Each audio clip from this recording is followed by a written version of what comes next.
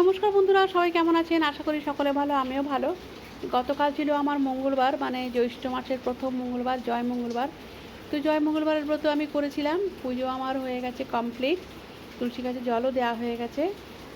আর তারপর যাব আমি প্রসাদ খেয়ে, তারপর রান্না করব, হাজব্যান্ড আর ছেলের জন্য রান্না করব।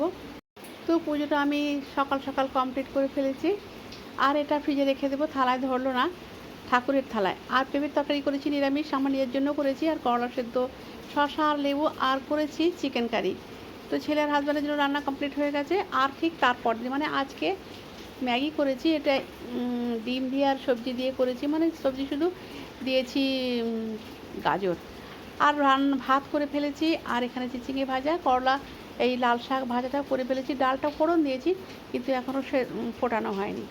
আর করেছি আর মাছটা নুন হলুদ মাখিয়ে নিয়েছি, মাখিয়ে ভেজে নিয়েছি। এই যে দেখুন সব মাছ ভাজা হয়ে গেছে, ঢাকনা দিয়ে দিয়ে ভেজেছি কারণ প্রচণ্ড ফাট ছিল। আর বাকি তেলের মধ্যে কাঁচা লঙ্কা কালো জিরে ফোড়ন দিয়ে টমেটো দিলাম, টমেটোটা ভালো করে ভেজে নিয়ে আদা রসুন বাটা দিলাম।